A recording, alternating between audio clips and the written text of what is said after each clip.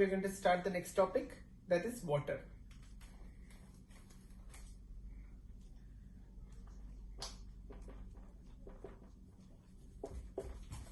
Water, we are well familiar. Water, the compound is H2O, and it is also known as oxidane. It's also known as hydric acid,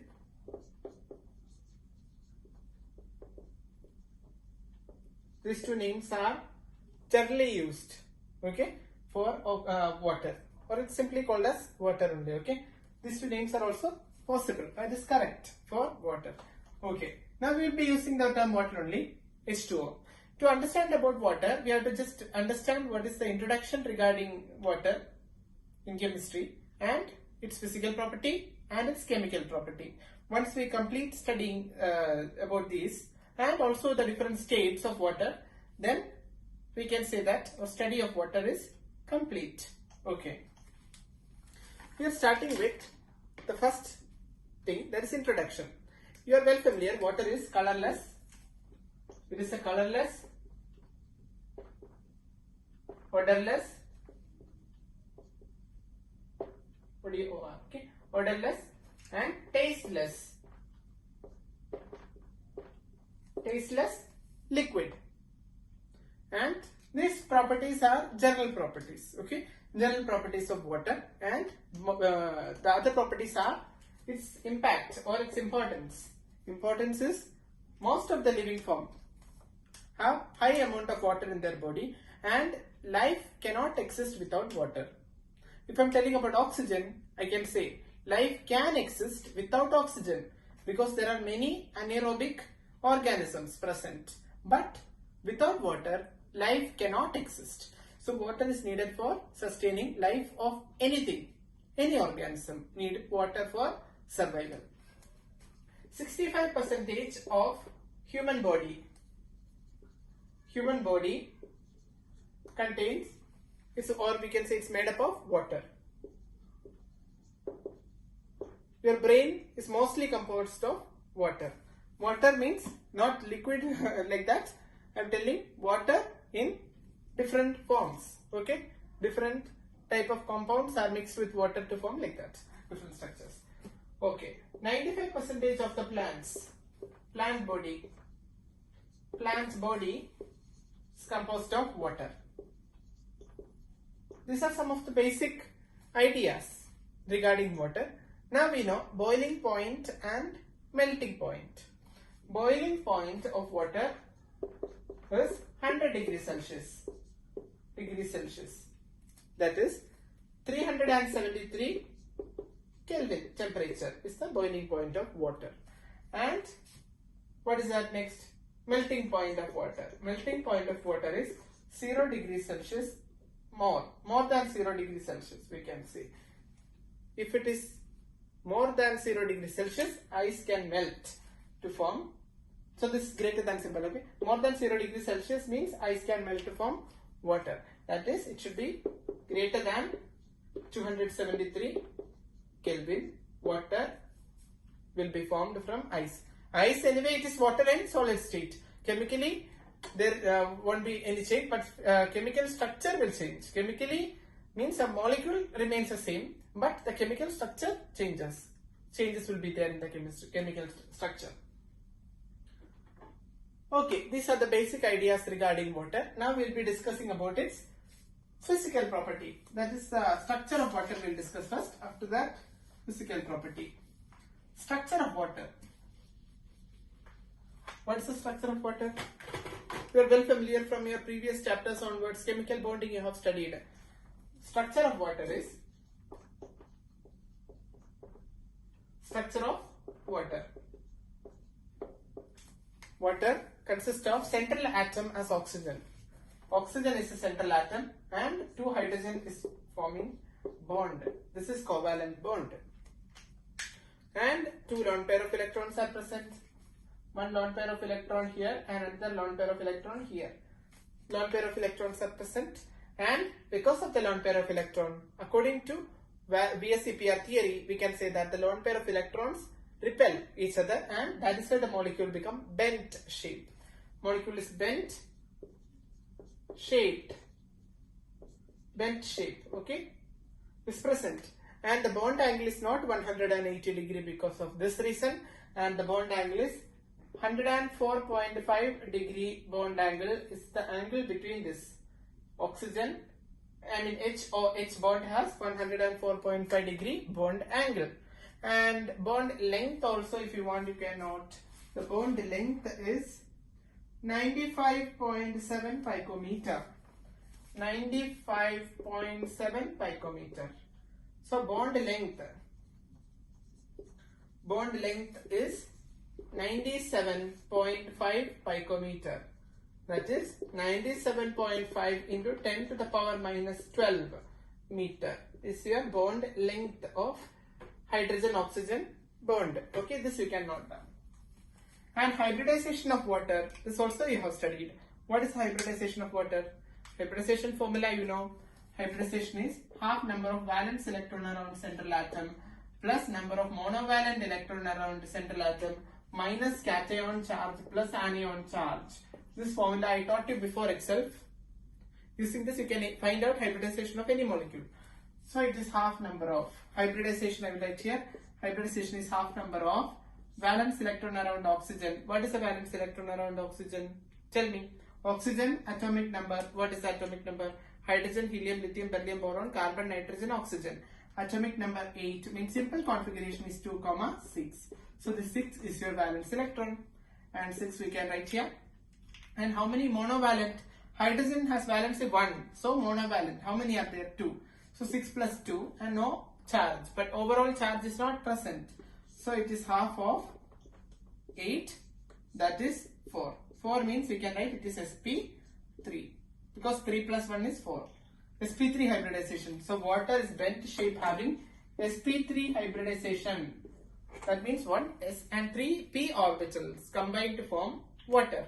That is the structure we have discussed, and this is the basic idea regarding chemical structure of water. Okay, so this we know. Okay, let's discuss about some other properties of water, that is the physical property.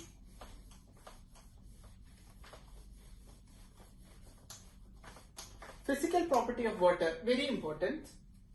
Okay, water, when we are studying, we should know about all the things. Physical properties of water, what are they? First physical property is it has high surface tension. It has high surface tension.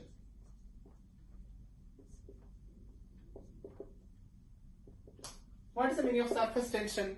Surface tension in states of matter chapter we studied that gamma is the surface tension, and surface tension gamma is the force acting per unit length. So if I am having a pool of water, pool filled with water, and an insect is sitting, or we can say an insect is floating on the surface of water. Example of such insects are nectons, okay, N-E-K-T-O-N. You can search in the internet for necton insects. Nectons are some special type of insect which float on the surface of the water. They move on the surface of the water. You feel they can glide, okay. So nectons, imagine this is an insect which is floating on the surface of the water. Why it is not sinking? It is not sinking because the water actually does not break. That means there exists a film on the surface of the water that does not break. That is because of the cohesive or adhesive force. We can say that we will discuss later.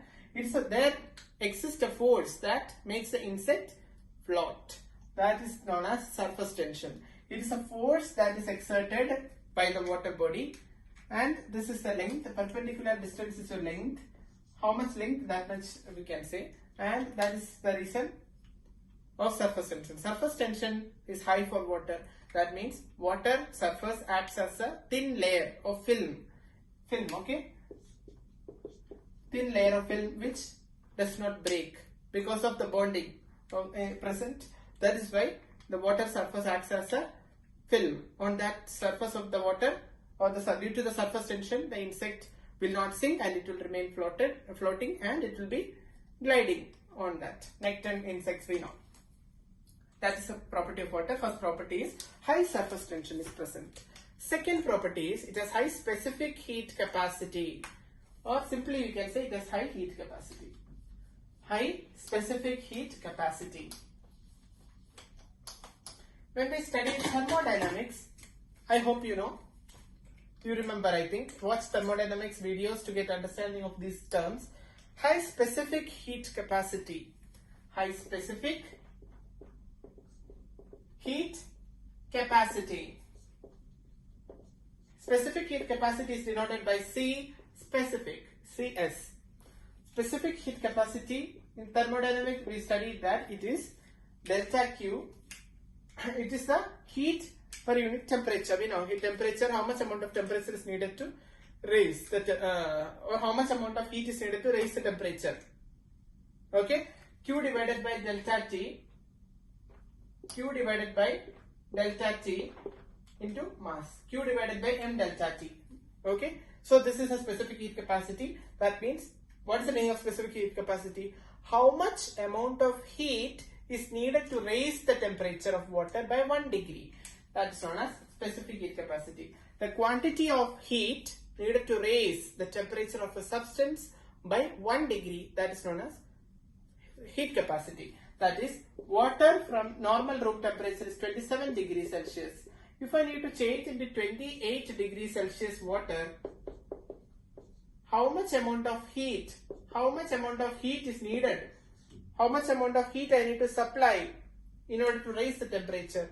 That is known as heat capacity, specific heat capacity. Okay, it is high for water. That means it is difficult to raise the temperature of water by 1 degree. That means you have to supply that much amount of heat to supply or to raise the temperature of water by 1 degree. That is the reason why water does not become very hot in oceans immediately.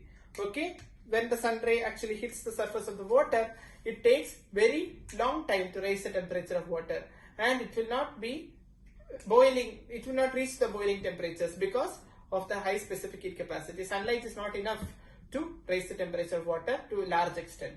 So that is why all the animals living in water are safe. So this is one of the important property of water to sustain life. Okay, so that you have to note. Another property of water is it can show hydrogen bonding. That we know. Hydrogen bonding can be shown by water. What is hydrogen bonding? You know what is hydrogen bonding, right? Hydrogen bonding means fluorine, oxygen and nitrogen atoms can bond to hydrogen. That is not covalent bonding. That's a special type of bonding called as hydrogen bonding. That actually increases the strength of that particular substance, or you can say it increases the properties like boiling point. Everything is increased. Water molecule H. This is water molecule, and another water molecule is this. Oxygen can bond with hydrogen. One bond, that is one water molecule and another water molecule. One water molecule's oxygen can bond with hydrogen of the other. This is known as hydrogen bonding. This is your hydrogen bonding. That means it is actually making the water having more force of attraction between the molecules. So more force of attraction between the molecule means what? Their boiling point. Everything will not vaporize easily. You have to break the bonds. So boiling point increases. That is why boiling point of water is high, because of hydrogen bonding. Okay, so that you have to note. Next property of water is known as high dielectric constant. Your fourth property. This was your third. High dielectric constant. High dielectric constant. What is the meaning of dielectric constant? Dielectric constant is a term that is it has the capacity to split ions, split into ions. That is, sodium chloride is dissolving in water because sodium chloride is a lattice, crystal lattice. It's an ionic compound. This water can split this ionic compound into its ions, Na plus and Cl minus. That means water is able to split ionic compounds into the respective ions. This property of water is known as dielectric constant property of water. So as dielectric constant is high, we can say that ionic solutes can easily dissolve in water. Okay, understand? And water is polar, that also we know. And then these are the basic ideas. It has high heat of vaporization, that everything we discussed, boiling point, everything is high. Okay, these are your physical properties of water. Now we are going to study about the structure of ice. And after that, we'll study about chemical properties of water. Okay? Structure of ice. No need to draw the structure. Just to understand, it's important. When water changes into ice, what are the changes that are taking place? The structure itself actually shows changes. When water is actually present in liquid form, we know that hydrogen bonding is obviously present and it is not forming any kind of crystal or anything. But when it forms into ice, what happens? The changes that take place are intensive, or we can say extensive. Anyway, a high chance of hydrogen bonding. Hydrogen bonding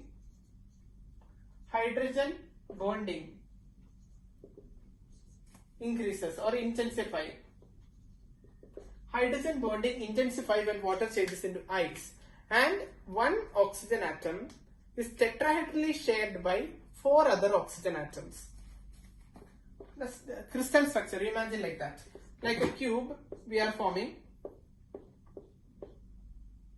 one oxygen. Imagine this is one oxygen atom. Here one oxygen atom. It is shared by 4 other oxygen atoms. 1, 2, 3, and one more somewhere here. Like that, 4 oxygen atoms are actually forming, sharing with the central oxygen. That much it is forming. What is the meaning of the statement? It is forming crystal. That is the only meaning. Crystal is formed. So crystal forming, that is, if it is sharing like this way, then only crystal can be formed, right? So one oxygen atom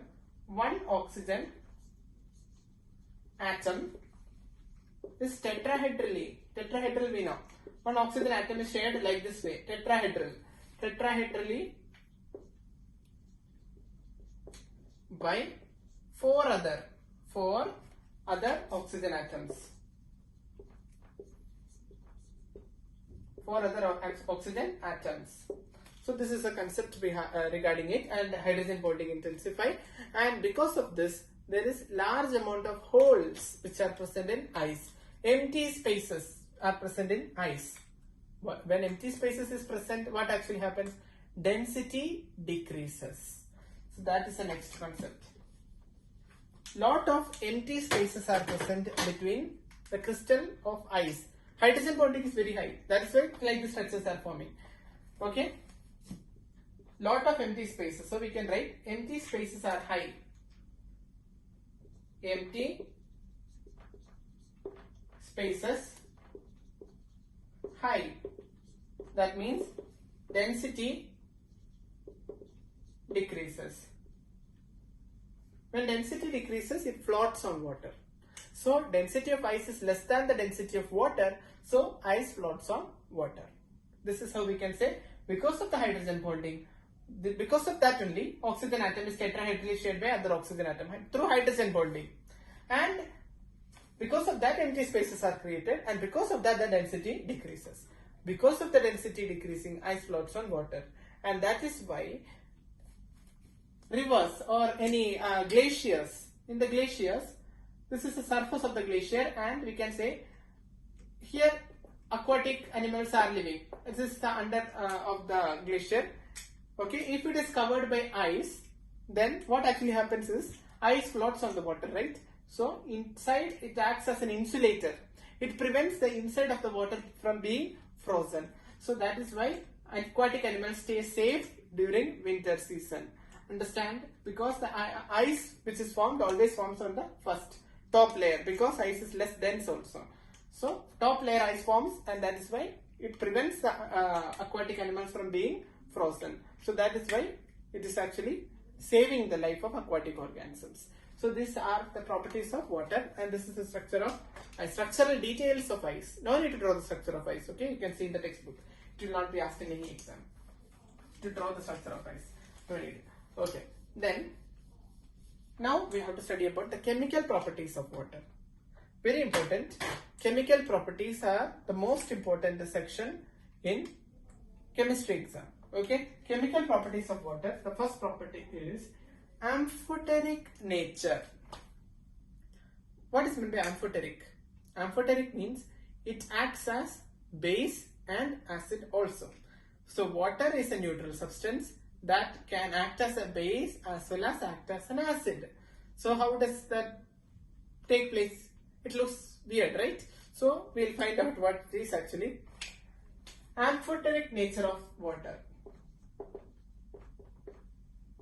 This is a chemical property, okay? Water chemical properties. Amphoteric nature.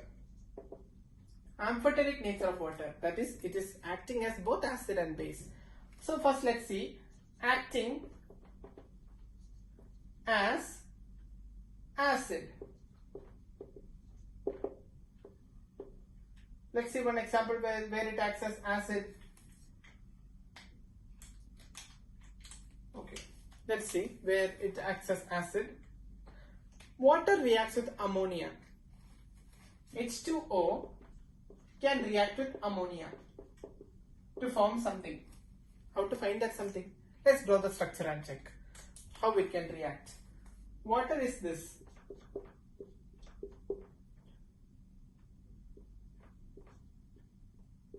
We know that water can ionize, right? It can ionize as, to show the reaction I am writing water as, it can ionize into H plus and OH minus ions, right? This is water, H plus and OH minus ion.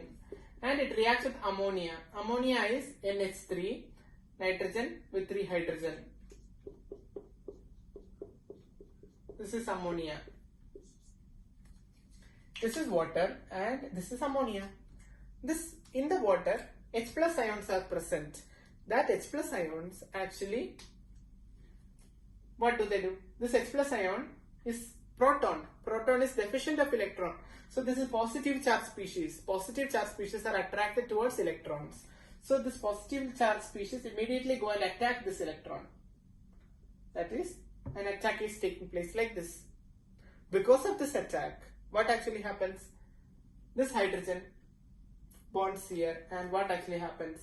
OH minus ion leaves, it is left unreacted as it is, and here this structure is formed.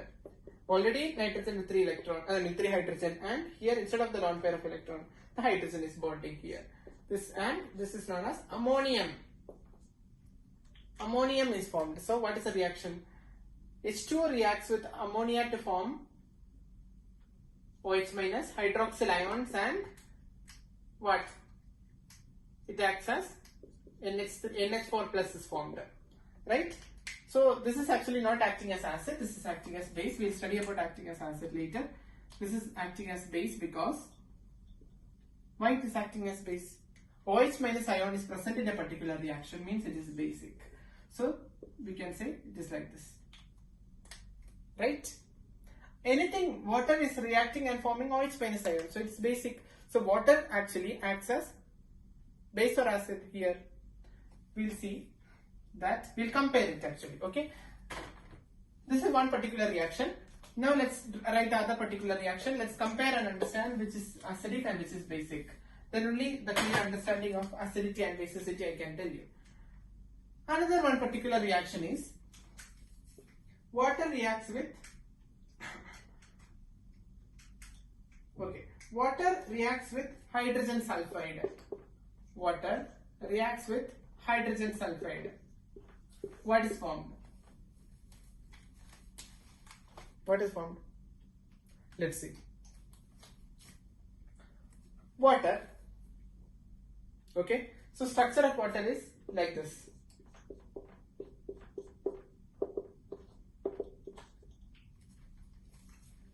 Structure of water is this. And structure of hydrogen sulfide also it is like that. How is the structure of hydrogen sulfide? Oxygen and sulfur belong to same family or same group. So structure of hydrogen sulfide also same like water. Like this. Water I can write it in different form, right? How I can write water? Here hydrogen sulfide, what I am going to do is, hydrogen sulfide I am going to ionize into, I am going to break this bond during bond formation and it form HS minus ion here and proton. And I'm going to attack this proton to this electron of water. So what is formed? HOH and one more H is for attacking here. So what is formed? H3O. H3O plus is formed. And here what is left? HS minus. This is H3O plus. Hydronium ion is formed along with the liberation of HS minus, or HS minus is formed. Both are ions only, okay? So in one reaction, OH minus is released. In the other reaction, proton is released. So it is acting as amphoteric. One reaction it is acting as acid, one reaction it is acting as a base. So we can say that, what we can say? It is actually acting as a amphoteric substance, okay? So that is the thing. Ammonia is actually acting, ammonia is electron or proton acceptor, right? This is acting as a base, and here water acts as acid. Even though OH minus ion is present in the particular reaction, the reaction overall is basic, but water acts as an acid, because we know very well ammonia is a base. That you should study first. Ammonia is a base. That's the first concept you have to remember. Ammonia is a base. So ammonia is a base. So water, it was acting as acid only, and here water acts as a base, acting as base. So one concept is what? Ammonia accepts the proton, so it is acting as a base. So proton acceptors are base. So we are having a definition. Proton means H plus. Proton acceptor is a base, and proton donor is acid. So which was a proton donor? Which gave the H plus? Water gave the H plus. So water is a base. Sorry, water is an acid. Proton donor is acid. Water is acid. And ammonia accepted the proton. So ammonia is a base. Understand? Okay. Now water reacts with hydrogen sulfide to form this. Here, which gave the proton? Hydrogen sulfide gave the proton. This proton was given by hydrogen sulfide. So hydrogen sulfide acts as acid. So water acts as base. And what is the result? Salt is formed. Salt means ionic form we are writing, okay? So acid and base is reacting to form the product. So this is the reaction, and this is how water, even though it is a neutral substance, it can act as an acid and it can act as a base also in different type of reactions. So water is amphoteric in nature. So I hope you understood that. So this is how water acts as amphoteric substance. Okay. Now let us discuss about some water reacting with itself. Autoprotolysis of water. Water can react with water itself. Okay, let's see.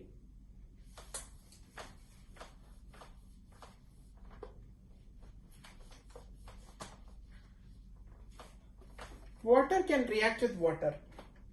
The same, when you are pouring water in a glass, the water molecules are undergoing reaction with other water molecules. What is that actually? Let's see.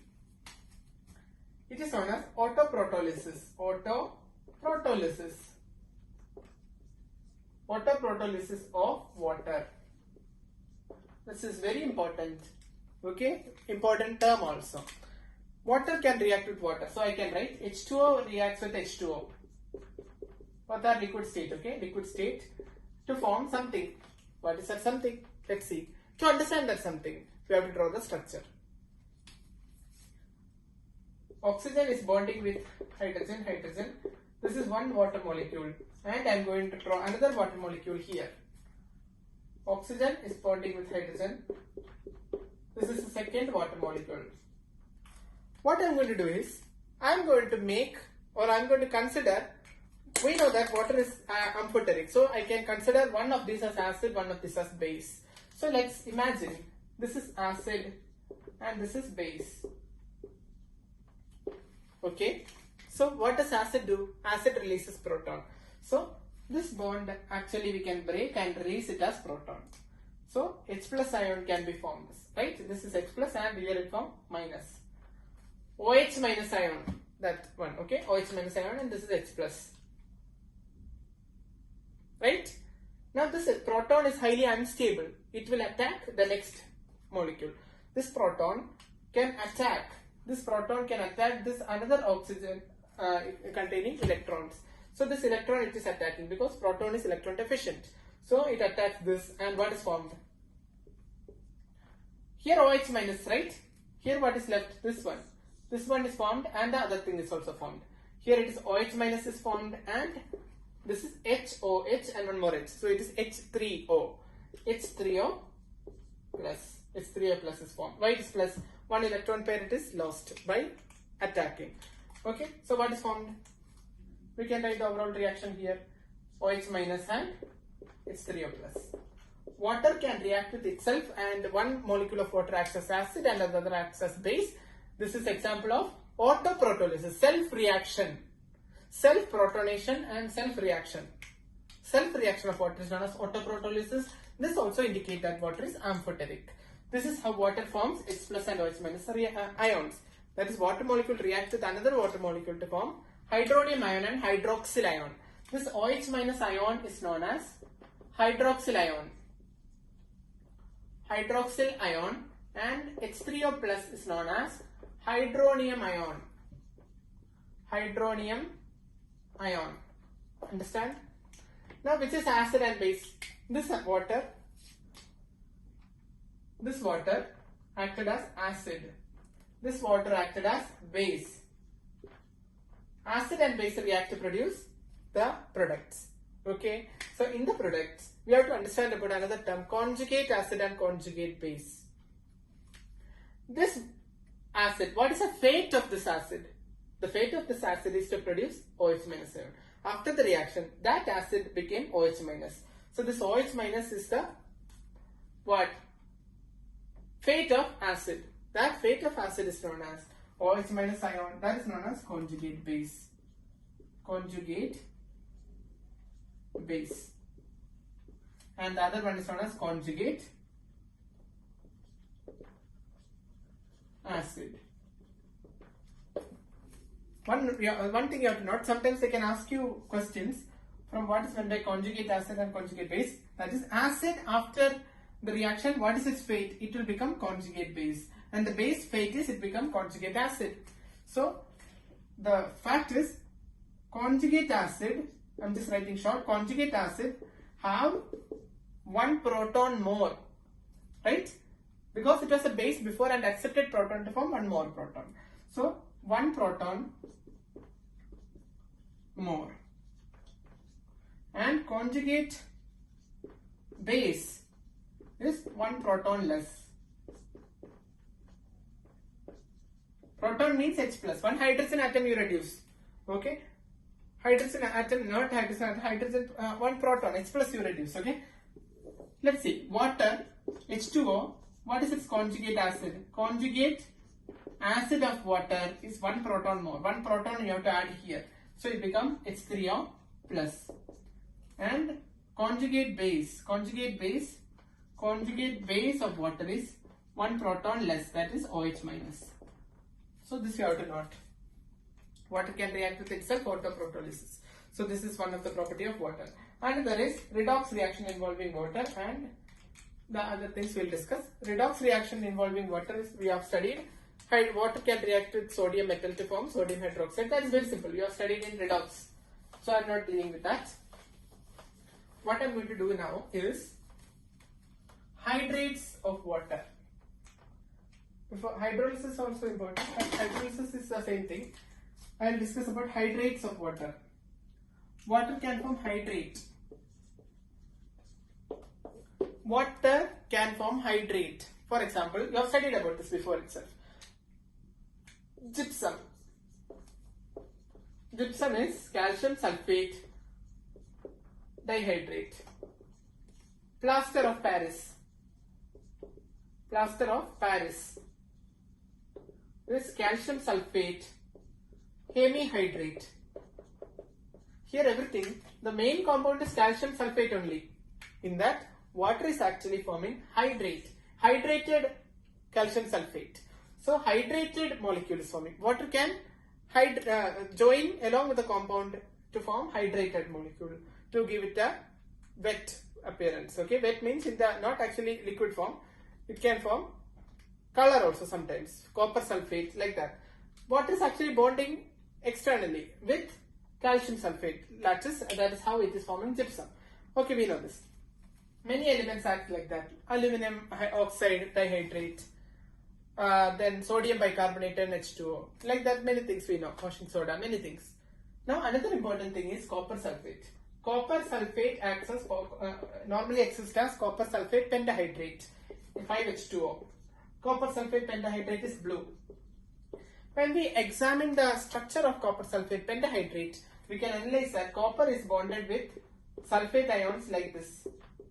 This is a coordinate bond, okay? So for we know what is coordinate bond, right? In the previous chemical bonding we studied. SO4.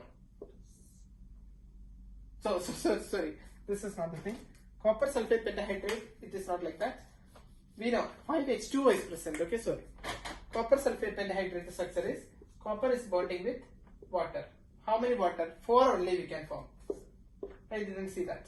Copper sulfate pentahydrate, it is H2O. This is H2O, okay? OH2 means H2O only. OH2. Okay, this is copper sulfate, Cu and H2O. How many? 4. And one H2O stays outside. Okay, one H2O stays outside and one SO4 also outside.